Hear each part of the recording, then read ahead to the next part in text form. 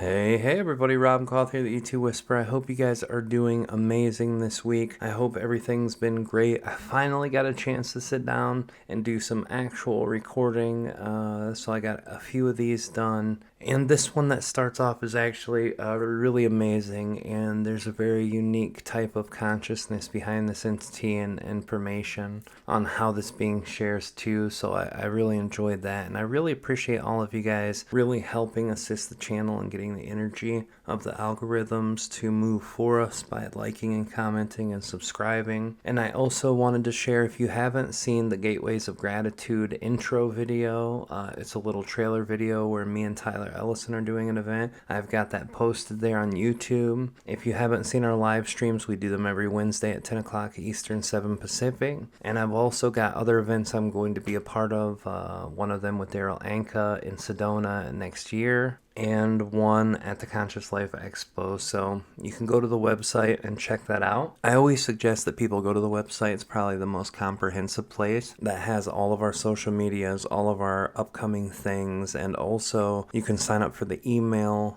mailing list and get more information for that. So check that out, guys. And if you want to hear about Patreon, hang out to the end of the video and check that out. Thank you guys so much for being a part of our Galactic Weekly channelings. I love you guys, and I hope you really enjoy this. And I'll see you on the other side. Greetings to all, this is Aridif, that is A-R-I-D-I-F, and this is it spelled, we understand.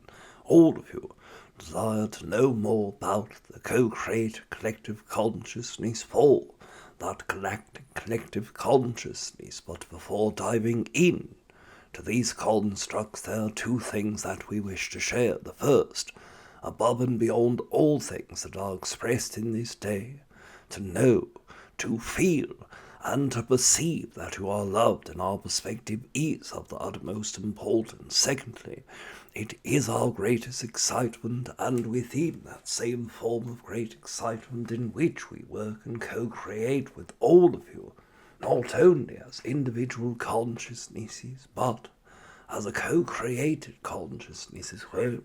Now first we will speak of a very specific race.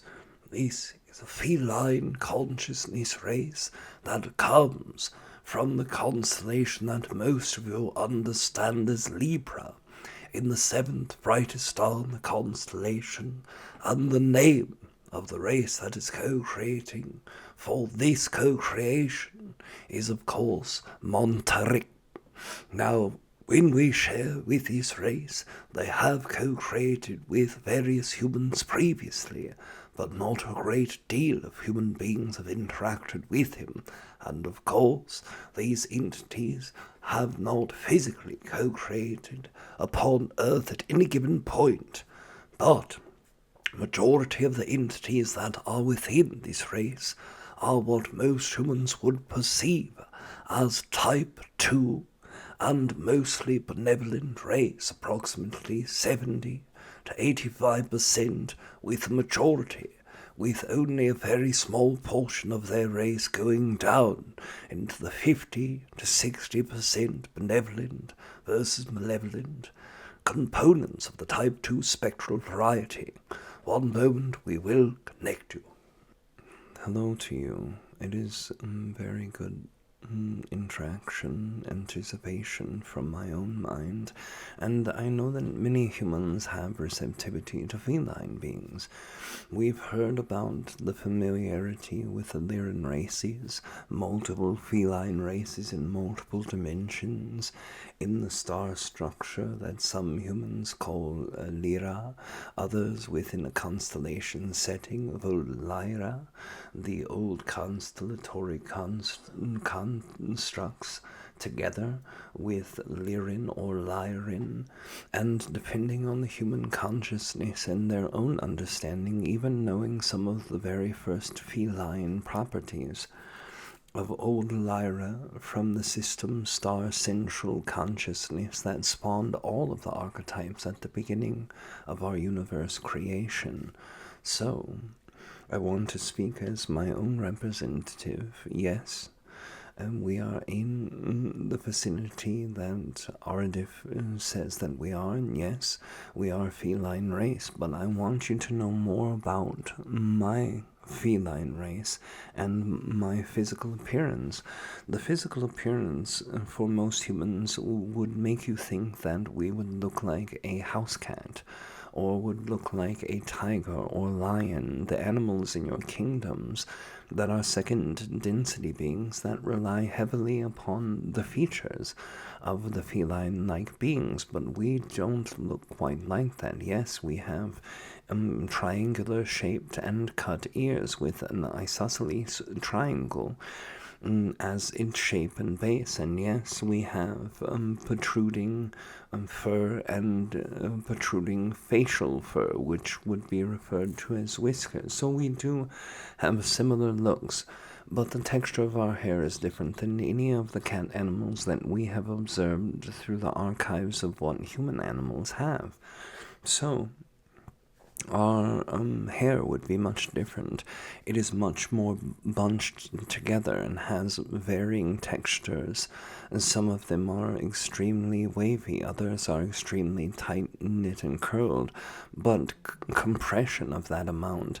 There are no animals that we have seen in the feline structure on Earth that have comparatively as thick or as tightly woven hair structures as we do.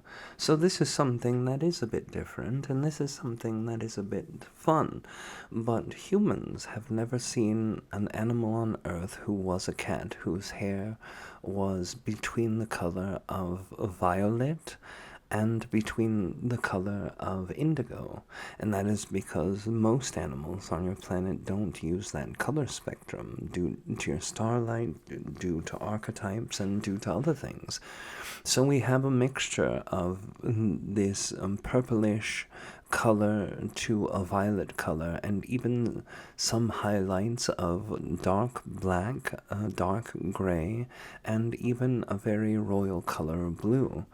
The coloration of our eyes do change also between the spectrums that our own hair does, and that is between a very dark royal blue to an indigo to a violet. Very few of us have violet eyes completely. They're more towards the purplish spectrum of violet. But this is fascinating, as I am one of the minority of beings, the representative whose job it is to communicate with human beings and to share information with them at this time. So they voted for me to be the representative of this conversation, and I think it was because they liked my very rare eye color. And maybe this is a joke, but it is a fun and interesting fact for you.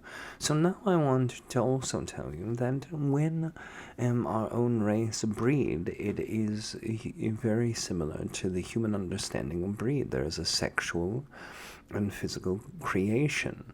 Now, we are beings who exist in fourth density consciousness, which is exactly where you're at, but you are on the beginning paths of that, and we are much further along with our own society. Our society was divided and held divisions, partially from class, partially from location, and partially of our expertise of the local tribes. So some of the tribes that we had initially in our very first part were warrior classes, and these beings held the highest prominence. And the greatest warriors would take control of their tribes, and the offspring of the greatest warrior in masculine and feminine forms were able to reproduce children together, and their children would naturally be selected if their warrior skills were equal to or better than everyone's. So it is a very class-based system, but class from earning class. We understand human beings have very weird multitudes of different ways to divide power, to divide the jobs, and to divide other things, including the fact that if you're born in the correct family and have no skill, you can still be considered a leader of the tribe or a king and queen of that tribe. or even a general of an army. And we would never quite understand the perspective of how you can become a general in an army if you've never learned to fight. This was something funny to us, but we understand your evolution is different than ours. And I want you to understand the evolution of my own consciousness as an individual being. I grew up within the ranks of a family, and the family system was not a warrior class. We were a communicative class. And what that means is that our tribe was very good at helping and very good at moderation. So we would work with warring tribes and try to find out who was right and who was wrong, and who was unlawful and who was unlawful, and who was more just in their cause, and mediate through that. Our mediation ability gained us great influence with many different tribes, and we never broke the trust of either tribes, and this is why we were revered as a great communication class. And just because I was born into this class does not mean I can own the right to speak to you. I did have to earn it. And I do that by working with other races of beings who are uncomfortable with situations occurring with other races, who they are either communicating with over long periods of time or have just started open communications. And this is one of the things I have offered. I wanted to give you from my own perspective some things that may be helpful in your current affairs. There are many wars we understand that happen upon your earth, and those wars must be paid for by governments, and governments supported by people, and people pay that, even if they agree or disagree with the wars that happen. So if you disagree with something that is happening where life is lost, more divisions are occurring, being very vocal to the leaders, putting pressure onto the leaders to make better decisions. And we know this is a very obvious thing, but many humans that we have studied, including the human in this body, have seen that effort fail over and over again, which makes humans feel they should not keep trying. But the answer is, if you do keep trying to something that you do want, an outcome can come better. Now, the simple desire to communicate wasn't to tell you if you should have wars or not, or how you can communicate with the leaders of your community, but to share one thing. There are differences between all races in the galaxy. Even races of beings who have very similar appearance to us and have evolved very similarly are also different. And the beings who are individuals on the planets are also drastically different from one being to another. So, if we were to accept that there will be differences, and those differences are not always easy to accept, but they are easy to understand that they can and will be different from you, or the race of human beings, or our own race, or whichever differences you understand are more obvious, that's the first step. And then understanding the purpose behind and the drive behind the decisions, the behaviors, the institutions, and also the constructs behind them. This is very important. So, now I leave to simply communicate my desire to keep into communication with humans. I understand that there are many humans who are developing their psychic abilities, and to do that would be an honor for you to reach out to me directly, and I can tell you how to do this. Right now, close your eyes, and right now, create this sound with your own voice.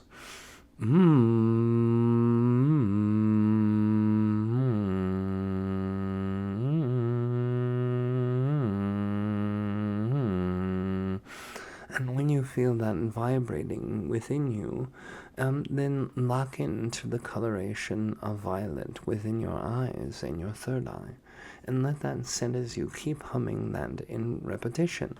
And think about this very conversation and my very words, and picture, what do you think I would look like? I gave you a description. I gave you a physical description. Can you visualize me? This will help you get closer to my energy. And I am already opened to human beings. So each being that focuses their own energy upon me, I can already have a good understanding of who they are. And with doing the extra steps to help yourself tune into me, maybe you can hear my response. That is the offer I give to humans, and it was a pleasure of communicating, and thank you for communicating.